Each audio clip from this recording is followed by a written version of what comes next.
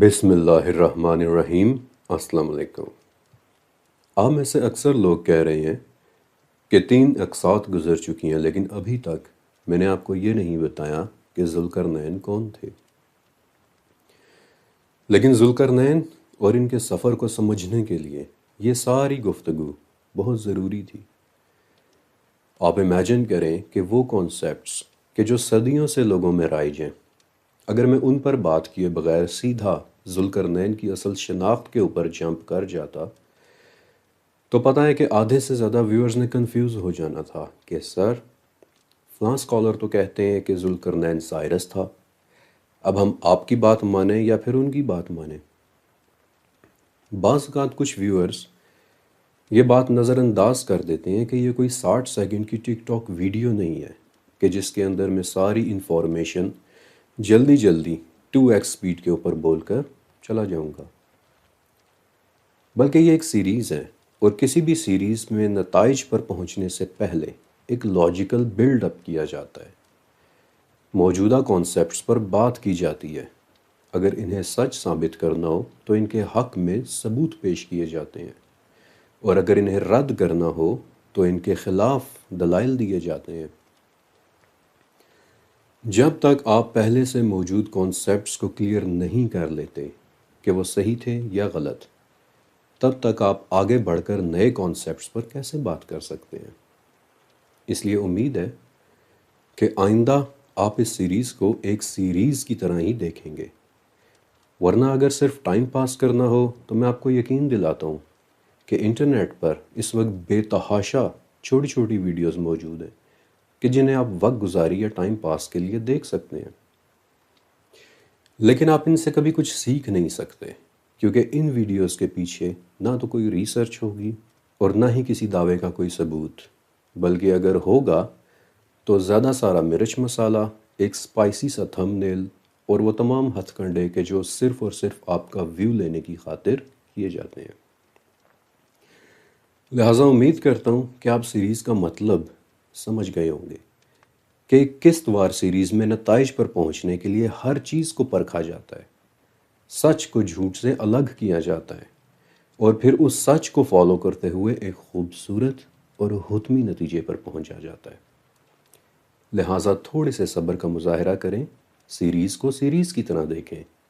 انشاءاللہ ہر چیز اپنے وقت پر ضرور ڈسکس ہوگی۔ اور اس چھوٹے سے پیغام کے بعد ہم شروع کرتے ہیں آج کی قسط۔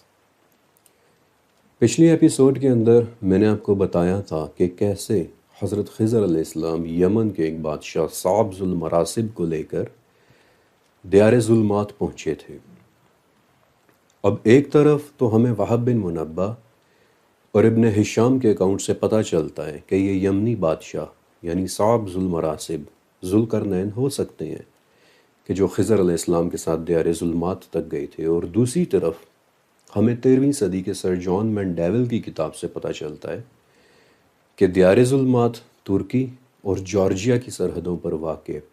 ایک بہت گھنے جنگل کا علاقہ ہے، جسے عرب لوگ دیار ظلمات کہتے ہیں، جس کا مطلب ہوتا ہے اندھیروں کی سرزمین، اور ایسا اس لیے کیونکہ اس جنگل کے کچھ حصے اس قدر گھنے ہیں کہ وہاں ہر وقت اندھیرا اندھیرا سا چھایا رہتا ہے۔ لیکن ایک چھوٹی سی پرابلم ہے کہ صرف یہ جنگل ہی دیار ظلمات ہونے کے حوالے سے مشہور نہیں ہے، بلکہ ایک جگہ اور بھی ہے کہ جو دیار ظلمات ہونے کے حوالے سے مشہور ہے، اور جہاں یہ بادشاہ صعب ذو المراسب گئے تھے۔ دیار ظلمات کی یہ دوسری لوکیشن ہمیں 2 بڑے ناموں سے پتہ چلتی ہے۔ پہلا نام ابو حامد الغرناطی کا ہے کہ جو 12ویں صدی کے ایک مسلمان مسافر تھے۔ انہوں نے سن 1135 میں بلغیریا کا سفر کیا تھا، اور وہاں انہیں بتایا گیا تھا کہ دیار ظلمات یوگرا نامی ایک جگہ سے زیادہ دور نہیں، یوگرا یعنی کہ روس کے اورل پہاڑوں کے قریب ایک جگہ۔ اور دوسرا نام ہے تاریخ کے شاید مشہور ترین مسافر ابن بطوطہ، اور انہوں نے بھی اسی علاقے کے متعلق لکھا ہے کہ یوگرا کا علاقہ ہی دیار ظلمات ہے، اور یہ کہ وہ بھی اس علاقے کا سفر کرنا چاہتے تھے لیکن انہیں موقع نہیں مل سکا، کیونکہ اس علاقے تک جانے کے لیے برف پر چلنے والی ایک ایسی گاڑی میں بیٹھ کر 40 دن تک سفر کرنا ہوتا ہے کہ جسے کتے کھینچتے ہیں، یعنی آج کی زبان میں ڈاگ سلیج۔ اگر آپ ان تمام باتوں کو اکٹھا کریں تو آپ کو یوں لگنے لگے گا کہ ذوالقرنین کی وزٹ کی ہوئی جگہوں کا ذکر آپ کو دنیا میں ایک سے زیادہ جگہوں میں ملتا ہے۔ مثلاً دیار ظلمات کبھی ترکی اور جارجیا کے جنگلوں میں ان کے وزٹ کی داستان ملتی ہے، اور کبھی یوگرا کے برف پوش پہاڑوں میں۔ لیکن ذوالقرنین کی وزٹ کی ہوئی جگہوں کی داستان صرف ان جنگلوں اور ان پہاڑوں میں ہی نہیں ملتی۔ ذرا میرے ساتھ چلیں 14ویں صدی کے انڈونیشیا اور ملیشیا میں۔ انڈونیشیا اور ملیشیا میں 14ویں صدی کے دوران ایک سلطنت آباد ہوا کرتی تھی جسے ملاکا سلطنت کہتے ہیں۔ دراصل اسی سلطنت کے نام پر آج اسٹریٹ آف ملاکا بھی ہے، یعنی 2 سمندروں کے ملنے کی جگہ۔ ملاکا میں 15ویں اور 16ویں صدی کے دوران وہاں کی مقامی زبان ملائی میں ایک کتاب لکھی گئی تھی جس کا نام تھا سجارہ ملایو، یا پھر انگلش زبان میں ملائی اینلز، یعنی ملائی زبان میں لکھے گئے واقعات کی کتاب۔ یہ کتاب ملائی زبان کے بہترین کاموں میں سے ایک ہے، اور یہ ملاکا سلطنت کے تاریخی واقعات سے بھری پڑی ہے۔ اور یہ کتاب اس قدر بہترین انداز میں لکھی گئی ہے کہ سن 2001 میں یونیسکو نے اس کتاب کو memory of the world programme میں بھی شامل کیا تھا، یعنی کہ وہ کتاب کہ جس میں ہماری دنیا کی یادداشتیں درج ہیں۔ اور اصل دلچسپ بات شروع ہوتی ہے یہاں سے۔ ہمارے پاس اس کتاب کا سب سے پرانا اور سب سے مستند ورژن مئی سن 1612 کا ہے، اور اس نسخے کا نام ہے ریفلز MS نمبر 18۔ اور اس نسخے سے ہمیں پتہ چلتا ہے کہ اس کتاب کا اوریجنل نام تھا سلاطوس السلاطین، یعنی بادشاہوں کی داستانیں۔ اور اب میں چاہتا ہوں کہ آپ تھوڑا سا توجہ سے سنیے۔ یہ کتاب شروع ہوتی ہے اللہ تعالیٰ کی بڑائی بیان کرنے سے، پھر اس میں محمد الرسول اللہ صلی اللہ علیہ وآلہ وسلم اور ان کے اصحاب کے بیانات اور ان کی تعریفیں آتی ہیں، اور پھر اس کے آگے وہ لوگ ملاکا کے بادشاہوں کا ذکر کرتے ہیں اور بتاتے ہیں کہ جس بادشاہ نے ملاکا میں بادشاہت کی بنیاد رکھی تھی اس کا نام تھا مہاراجہ ذوالقرنین۔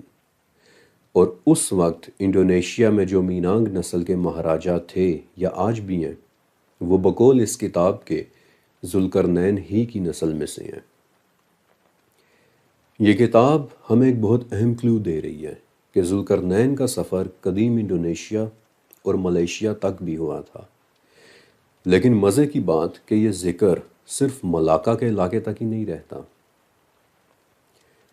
انڈیا کا مغربی ساحلی علاقہ مالابار کہلاتا ہے، اور بے پناہ بارشوں کی وجہ سے یہاں بہت ہی گھنے جنگلات اور بہت ہی خوبصورت گھاٹ ہیں۔ یہاں بولی جانے والی زبان مالاباری کہلاتی ہے، اور اس زبان میں بھی داستانوں کا ایک مجموعہ موجود ہے کہ جسے حکایات ذوالقرنین کہتے ہیں۔ اور یہ قدیم مجموعہ بھی ایک ایسے بادشاہ کی داستان سناتا ہے کہ جو ملاکا سے سفر کرنے کے بعد مالابار تک پہنچا تھا۔ آپ دیکھ رہے ہیں کہ ذوالقرنین کا ذکر کتنے دور دور کے ممالک اور کتنے قدیم قدیم ٹیکسٹس میں مل رہا ہے۔ اب ایک بات یہ بھی کہ ابھی تک ہم یہی ایزیوم کرتے آئے ہیں کہ ذوالقرنین دراصل ان کا نام تھا، لیکن یاد ہے میں نے بتایا تھا کہ ذوالقرنین لفظ کے کم سے کم 35 معنی ہوتے ہیں، جن میں سے ایک معنی 2 سینگوں والا بھی ہوتا ہے۔ اب ایک بات ذہن میں رکھیے گا کہ ذوالقرنین کے متعلق سوال کرنے والے لوگ دراصل یہودی تھے،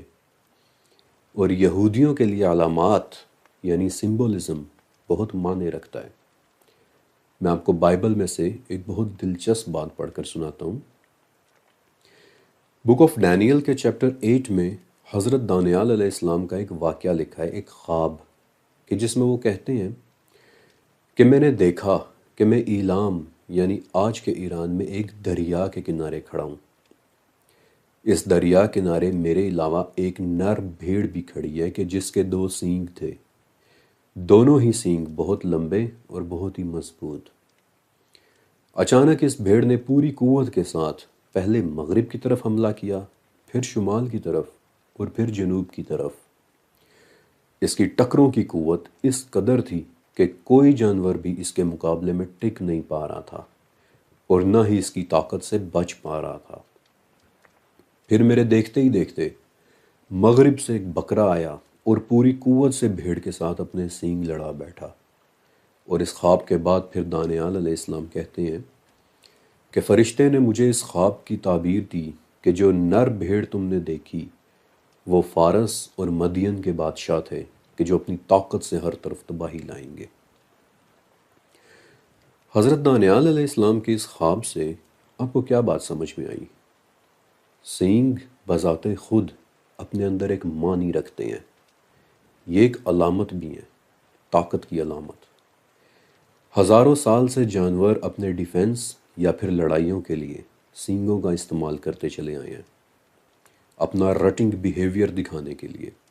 دوسرے جانوروں پر اپنا روب ڈالنے کے لیے، اپنی وائرالٹی دکھانے کے لیے، جیسا کہ ویلڈا بیسٹ نامی ایک جانور کہ جو دوسرے جانوروں پر روب قائم کرنے کے لیے اپنے سینگوں کے ذریعے چھوٹے چھوٹے درخت اکھیڑ دیتا ہے۔ ذوالقرنین کے متعلق سوال یہودیوں نے پوچھا تھا، اور یہودیوں کے ہاں سینگ کی بہت زیادہ اہمیت ہوتی ہے ایز اے سمبل۔ ان کے ہاں سینگ ایک آلے کے طور پر بھی استعمال ہوتا ہے کہ جسے وہ شوفار کہتے ہیں، اور اس شوفار میں پھونک مار کر وہ ایک طرح کی آواز بھی نکالتے ہیں، اور یہ آواز بھی ایک علامت ہوتی ہے، سوئے ہوئے یہودیوں کو جگانے کی ایک علامت، انہیں اکٹھا کرنے کی علامت۔ آج اس وقت یروشلم کی ایک بہت پرانی عبادت گاہ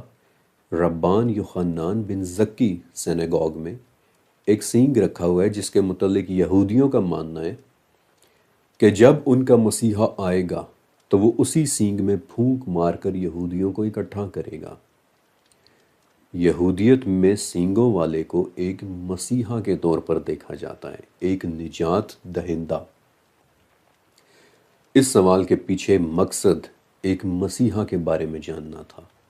وہ مسیحا کہ جو لوگوں کی مشکلات حل کرتا ہے، وہ مسیحا جو ایک دیوار بنا کر لوگوں کو یاجوج اور ماجوج سے بچاتا ہے۔ اور وہ مسیحا کون تھا؟ حضرت مجاہد رحمۃ اللہ علیہ ایک تابعی تھے، اور مجاہد رحمۃ اللہ علیہ کے مطابق دنیا کے مشرق و مغرب کی سلطنت رکھنے والے بادشاہ صرف 4 گزرے ہیں۔ ان 4 میں سے 2 بادشاہ کافر تھے، یعنی نمرود اور بخت نصر، اور 2 بادشاہ اللہ پر ایمان رکھنے والے تھے، یعنی حضرت سلیمان علیہ السلام اور حضرت ذوالقرنین۔ پھر ذوالقرنین کے متعلق مزید ایک انفارمیشن ملتی ہے تفسیر ابن کثیر اور الازرقی کی کتاب تاریخ مکہ سے، کہ جب حضرت ابراہیم علیہ السلام بیت اللہ یعنی خانہ کعبہ کی دیواریں تعمیر کر رہے تھے تو وہاں ذوالقرنین آئے اور پوچھا کہ آپ کیا کر رہے ہیں؟ تو حضرت ابراہیم علیہ السلام نے جواب دیا کہ میں اللہ کے حکم سے اس کا گھر بنا رہا ہوں۔ اور یہ بات سن کر ذوالقرنین خوش ہوئے کہ ان کی ملاقات ایک مواحد اور ایک نبی سے ہو رہی ہے۔ اور اس کتاب کے مطابق ذوالقرنین نے پھر بیت اللہ کا طواف بھی کیا تھا۔ اور یہاں ایک بات ذہن میں رکھیے گا کہ حضرت ابراہیم علیہ السلام کا دور آج سے 4,500 سال پہلے گزرا ہے۔ پھر ذوالقرنین کے حوالے سے ایک اور انفارمیشن المستدرک للحاکم میں موجود ہے۔ یہ انفارمیشن دراصل ایک واقعہ ہے، اور امام بہقی کی کتاب دلائل النبوہ میں بھی موجود ہے۔ اور یہ وہ واقعہ ہے کہ جب دمشق کے ایک رومن بادشاہ نے 2 صحابہ کو تمام انبیاء کی ریشمی کپڑوں پر بنی تصاویر دکھائی تھیں، وہ دونوں صحابی بہت حیران ہوئے تھے، اور انہوں نے واپس آ کر یہ واقعہ حضرت ابوبکر صدیق رضی اللہ تعالیٰ عنہ کو بھی سنایا تھا۔ اب یہ واقعہ میں آپ کو نہیں سنا رہا، کیونکہ پھر آپ نے کمنٹس میں لکھنا ہے کہ ہمیں تاریخی باتیں نہ بتائیں، بس سیدھا یاجوج ماجوج پر آئیں۔ بہرحال یہ ایک انتہائی خوبصورت اور مستند واقعہ ہے، اور اس کے مطابق جب ان صحابہ نے رومن بادشاہ سے پوچھا کہ آپ کے پاس یہ تصاویر کہاں سے آئیں، تو اس نے بتایا کہ حضرت آدم علیہ السلام نے اللہ تعالیٰ سے دعا کی تھی کہ ان کی اولاد میں سے جو انبیاء ہیں وہ انہیں دیکھنا چاہتے ہیں، اور تب آدم علیہ السلام پر یہ صورتیں نازل ہوئی تھیں کہ جو آدم کے اس خزانے میں محفوظ تھیں جو سورج غروب ہونے کی جگہ پر تھا، اور وہاں سے یہ تصویریں پھر ذوالقرنین نے لے لیں اور پھر ان تصویروں کو حضرت دانیال علیہ السلام کو دے دیا، جہاں سے وہ پھر بالآخر دمشق کے اس بادشاہ کے پاس پہنچی۔ جب صحابیوں نے اس واقعے کی تفصیل حضرت ابو بکر رضی اللہ عنہ کو دی تھی تو وہ بھی رو پڑے تھے اور انہوں نے اس واقعے کی تائید کی تھی۔ لیکن جو بات میں بتانا چاہ رہا ہوں وہ یہ ہے کہ ان دونوں روایات کے مطابق ذوالقرنین کی ملاقات حضرت ابراہیم علیہ السلام اور دانیال علیہ السلام دونوں سے ہوئی ہے، حالانکہ دونوں انبیاء کے درمیان 2000 سال کا فرق ہے۔ تو کیا ذوالقرنین دنیا کے مختلف علاقوں کے ساتھ ساتھ مختلف زمانوں میں بھی سفر کر رہے تھے؟ یاد رکھیے گا کہ ذوالقرنین کا ایک مطلب 2 زمانوں والا بھی ہوتا ہے۔ اس پوائنٹ پر پہنچ کر میں آپ کو ایک صحیح حدیث سنانا چاہتا ہوں، اور یہ ایک بہت اہم حدیث ہے۔ یہ حدیث مسند احمد میں موجود ہے اور اس کا ریفرنس نمبر ہے 12755۔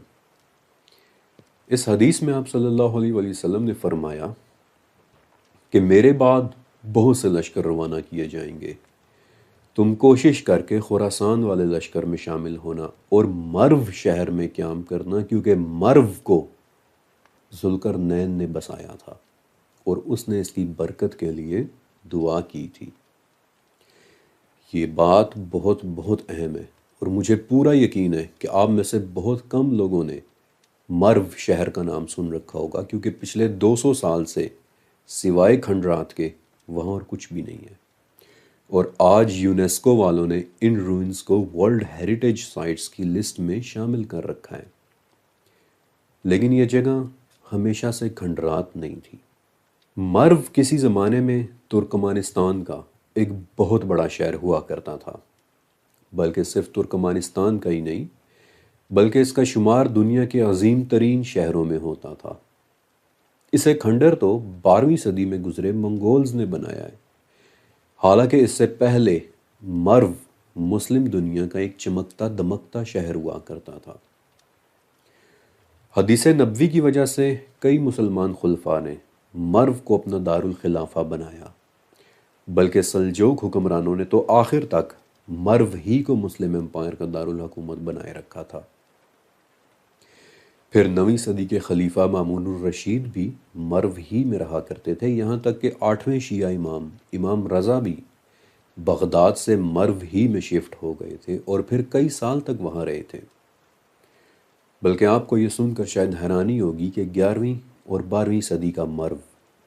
دنیا کا سب سے بڑا شہر ہوا کرتا تھا۔ یہ بات ہمیں اس طرح پتہ چلتی ہے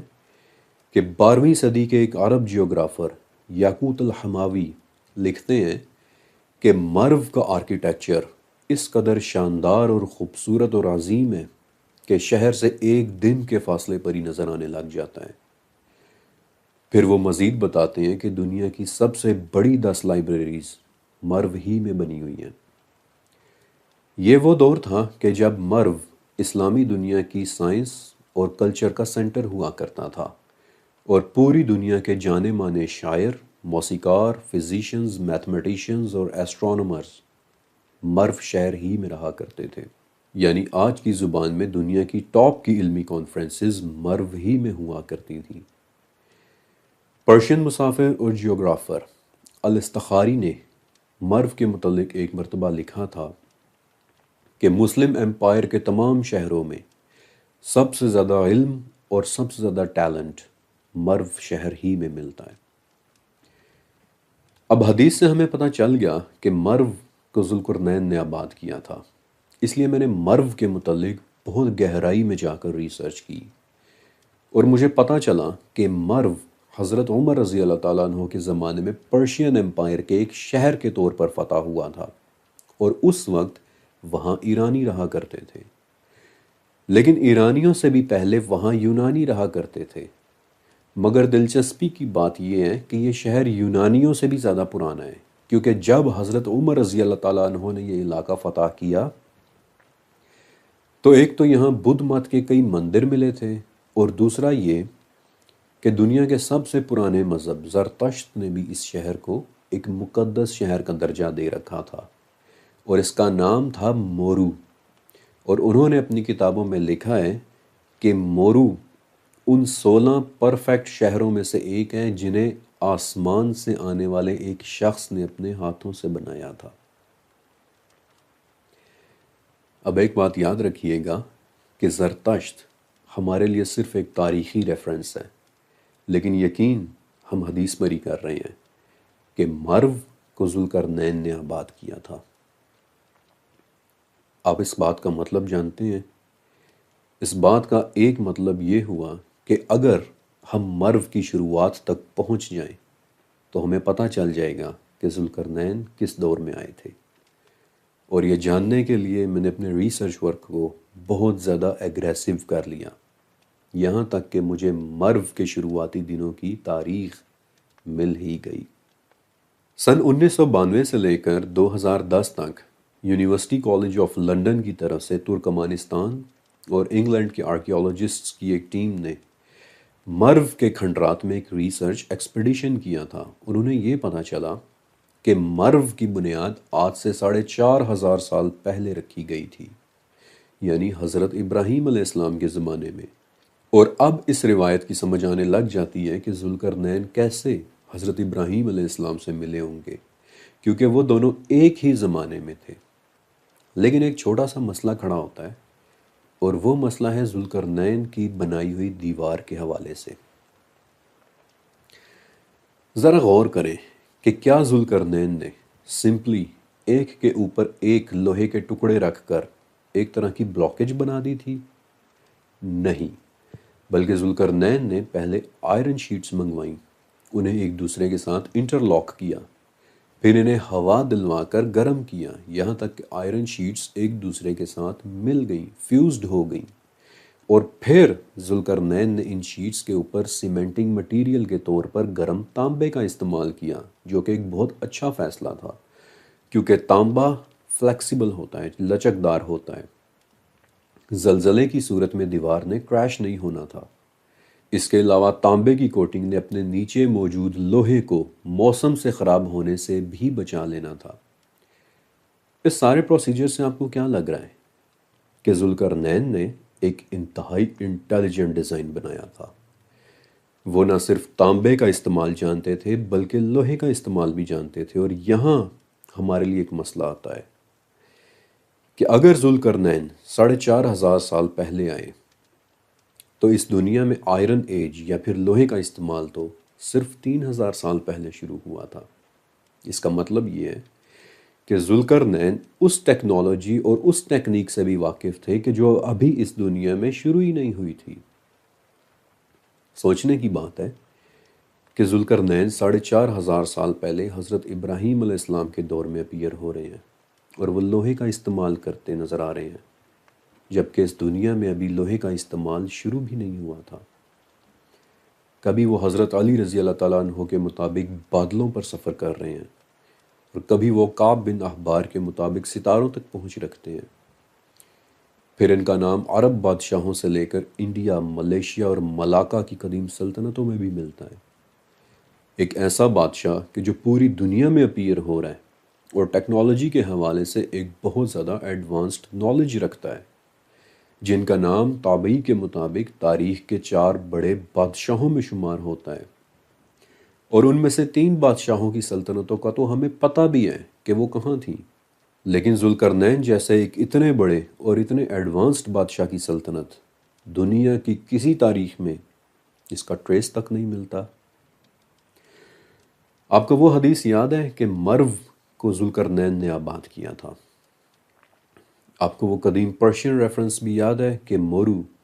یعنی مرو کو ایک ایسے شخص نے آباد کیا تھا کہ جو آسمان سے آیا تھا؟ آپ کو پتہ ہے کہ قدیم یورپ کے کیلٹک لوگ وہ لکھنا پڑھنا تو نہیں جانتے تھے، اور انہوں نے اپنے متعلق جو بھی انفارمیشن چھوڑی ہے وہ پتھروں میں تصویریں بنانے کی صورت میں چھوڑی ہے۔ انہی کا بنایا ہوا ایک پتھر اس وقت پیرس کے ایک میوزیم میں موجود ہے، جس کا نام ہے دا پلر آف بوٹ مین۔ جس میں انہوں نے ایک ایسے دیوتا کے متعلق لکھا ہے یا تصویریں بنائی ہیں کہ جو آسمان سے آیا تھا اور اس کے سر پر 2 سینگ تھے، اور انہوں نے اس دیوتا کا نام کرنونوس رکھا تھا، جس کا مطلب ہی 2 سینگوں والا ہوتا ہے۔ کرنونوس، ذوالقرنین۔ انگلینڈ، جہاں حضرت عیسیٰ علیہ السلام کے زمانے میں رومنز رہا کرتے تھے، وہاں ایک بادشاہ ہیڈرین نے 73 میل لمبی ایک دیوار بنائی تھی کہ جو آج بھی موجود ہے اور جسے ہیڈرینز وال کہتے ہیں۔ رومن ایمپائر کی ایک بہت قدیم کتاب ہسٹوریا آگسٹا میں یہ بات لکھی ہے کہ ہیڈرین نے یہ دیوار دراصل 2 سینگوں والے ایک شخص سے متاثر ہو کر بنوائی تھی کہ جو آسمان سے آیا تھا۔ اسی کی داستان سے متاثر ہو کر ہیڈرین نے یہ دیوار بنوائی تاکہ رومن شہروں کو شمال کے جنگلی قبائل سے محفوظ رکھ سکیں۔ پاکستان کے مونجو داڑو سے بھی ایک مہر ملی تھی جسے پشوپتی سیل کہتے ہیں، جس پر ایک طاقتور بیل ایک ایسے شخص کے ساتھ لڑائی کر رہے ہیں کہ جس کے سر پر سینگ تھے، اور مونجو داڑو کے باقی ریلکس سے ہمیں پتہ چلتا ہے کہ مونجو داڑو والے اس شخص کو ایک دیوتا مانتے تھے کہ جو آسمان سے آیا تھا۔ دنیا بھر کے کلچرز میں آپ کو ایک ایسے شخص کے ٹریسز ملیں گے کہ جس کے سر پر سینگ بنے ہوئے تھے اور کہ جو آسمان سے آئے ہوئے ایک مسیحا کے طور پر دیکھا جاتا تھا۔ اور اسی لیے تو جب لیبیا کے پجاریوں نے الیگزینڈر کو سینگوں والا وہ تاج پہنایا جس کے متعلق میں نے دوسری قسط میں بتایا تھا، تو وہ سکندر کو اسی مسیحا کا ایک روپ دینے کی کوشش کر رہے تھے جسے وہ اپنا سب سے بڑا دیوتا مانتے تھے، اور جس کا نام انہوں نے آمون رکھا تھا، یعنی 2 سینگوں والا۔ وہ مسیحا کہ جو سورج کی طرف سے آیا تھا اور جو غریبوں کا دوست اور نجات دہندہ تھا۔ اب یہاں میں آپ کو ایک بہت مزے کی بات بتاتا ہوں۔ قدیم مصر کی لکھائی جسے ہائیروگلیفکس کہتے ہیں، ہم نے انہیں صرف اور صرف 200 سال پہلے ٹرانسلیٹ کرنا شروع کیا ہے۔ اب وہ ہائیروگلیفکس کہ جو قدیم مصر کے اہراموں اور مندروں کی دیواروں پر آمون کے متعلق لکھی ہوئی ہیں، جب انہیں ٹرانسلیٹ کیا گیا تو آمون کو لارڈ آف کریشن کہہ کر ٹرانسلیٹ کیا گیا تھا۔ اب اگر میں آپ سے پوچھوں کہ لارڈ آف کریشن یعنی بنانے والے خدا کا کیا مطلب ہوتا ہے، تو یقیناً آپ یہی کہیں گے کہ شاید قدیم مصری آمون کو تخلیق کا دیوتا سمجھتے ہوں گے، یعنی وہ کہ جس نے سب کچھ تخلیق کیا، سورج، چاند، زمین وغیرہ۔ لیکن یہ ایک بہت بڑا ٹرانسلیشن ایرر ہے۔ آمون کے متعلق ہائیروگلیفکس کی صحیح ٹرانسلیشن لارڈ آف کریشن نہیں بلکہ لارڈ آف کنسٹرکشن بنتی ہے۔ حالانکہ اس کا مطلب بھی بنانے والا دیوتا ہی ہوتا ہے، لیکن اس ٹرانسلیشن کے ساتھ مطلب مکمل طور پر بدل جاتا ہے۔ تخلیق کرنے والا نہیں بلکہ تعمیر کرنے والا۔ قدیم مصریوں کا 2 سینگوں والا وہ شخص کہ جو آسمان سے آیا تھا، جو تعمیرات کے فن سے واقف تھا، جس نے مصریوں کو تعمیرات کرنا سکھایا، جو تعمیرات کی اتنی ایڈوانسڈ سٹیج سے واقف تھا کہ مصری اسے ایک دیوتا کا درجہ دینے لگ گئے اور اس کا نام آمون یعنی 2 سینگوں والا رکھ دیا۔ اسی لیے تو انہوں نے اپنے ہائیروگلیفکس میں پہلے آمون کے جسم کا رنگ نیلا پینٹ کیا ہوا ہے کہ جو آسمان یا ہوا کی علامت ہے کہ آمون یا وہ آسمان سے آیا تھا، ایک ایسا شخص کہ جو تعمیرات کے فن سے واقف تھا اور جس سے مصریوں نے تعمیرات کرنا سیکھ لی تھی۔ اور یہ بات ہم سب جانتے ہیں کہ قدیم مصری کنسٹرکشن کے فن میں کتنا آگے چلے گئے تھے۔ اہرام مصر کی مثال آپ سب کے سامنے ہے، اور میرا ذاتی طور پر یقین ہے کہ اہرام مصر تعمیر کرنے کی ٹیکنیک بھی انہوں نے آسمان سے آنے والے اس شخص سے ہی سیکھی تھی جسے ہم ذوالقرنین کہتے ہیں، یعنی 2 سینگوں والا۔ اور قدیم مصری بھی اسے 2 سینگوں والا ہی کہتے تھے، یعنی آمون، وہ کہ جو تعمیر کرنے کے فن سے واقف تھا، جس نے یاجوج اور ماجوج کو روکنے کے لیے ایک انتہائی انٹیلیجنٹ ڈیزائن کی دیوار تعمیر کی تھی، اور پھر کہ جو ایک مسیحا کے طور پر دیکھا جانے لگا تھا۔ اب چونکہ بنی اسرائیل 450 سال تک فرعونوں کے زیر حکم مصر میں رہے تھے، اس لیے مدینہ کے یہودی بہت اچھے سے 2 سینگوں والے ایک ایسے مسیحا کے کانسیپٹ سے واقف تھے کہ جو آسمان سے آیا تھا، اور اسی لیے انہوں نے آپ صلی اللہ علیہ وآلہ وسلم سے پوچھنے کے لیے یہ سوال دیا تھا کہ آپ اس کے بارے میں کیا جانتے ہیں کہ جو آسمان سے آیا تھا۔ وہ لوگ ایک انتہائی انٹیلیجنٹ لیول پر آ کر نبی کریم صلی اللہ علیہ وآلہ وسلم کا مقابلہ کرنا چاہ رہے تھے، لیکن اللہ تعالیٰ نے نہ صرف یہودیوں کو ان کا جواب دے دیا بلکہ آسمان سے آئے ذوالقرنین کے 3 سفر بھی بتا دیے کہ تم اس کے بارے میں پوچھ رہے ہو تو جان لو کہ وہ ان جگہوں پر بھی گیا تھا، اور جنہیں سن کر یقیناً یہودی خاموش ہو گئے تھے کہ یہ تو ہمارے سوال سے بھی کہیں زیادہ کا جواب مل گیا ہے۔ میں ایک مرتبہ پھر کہہ رہا ہوں کہ آسمان سے ذوالقرنین جو 2 مختلف زمانوں میں ہماری دنیا میں آئے ہیں، اس دنیا کے مختلف حصوں میں آئے ہیں، اور جو تعمیرات کے فن اور اس کے رازوں سے واقف تھے، جن سے قدیم مصریوں نے بھی تعمیرات کے گر سیکھ لیے تھے، اور اسی لیے تو وہ لوگ تعمیرات میں اتنا آگے چلے گئے کہ انہوں نے احرام مصر تعمیر کر لیے، اور یہی وہ وجہ ہے کہ احرام یعنی پیرامڈز آپ کو صرف مصر میں ہی نہیں بلکہ پوری دنیا میں نظر آئیں گے، کیونکہ ذوالقرنین صرف مصر میں ہی نہیں بلکہ پوری دنیا میں سفر کر کے گئے ہیں۔ میکسیکو کے احرام، کمبوڈیا کے احرام، مصر کے احرام، چائنا کے احرام، سوڈان کے احرام، انڈونیشیا کے احرام، گواٹے مالا کے احرام، پوری دنیا میں آپ کو احرام نظر آتے ہیں، کیونکہ ذوالقرنین پوری دنیا میں سفر کر کے واپس گئے ہیں۔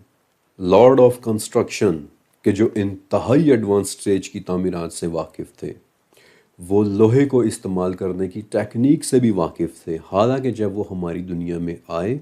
تو ابھی آئرن ایج بھی شروع نہیں ہوئی تھی۔ اور یہاں سے میں باقاعدہ آغاز کرتا ہوں آسمان سے آئے ان بادشاہ ذوالقرنین کے 3 سفروں کا، کہ جہاں وہ ہم سے پہلے مختلف دنیاؤں میں گئے تھے، اور وہاں انہوں نے حیران کر دینے والی باتیں دیکھی تھیں، اور ان دنیاؤں میں انہوں نے کیا کیا دیکھا تھا۔ اس ٹاپک کا باقاعدہ آغاز ہوگا سیریز کی انشاءاللہ اگلی قسط سے۔ اللہ حافظ۔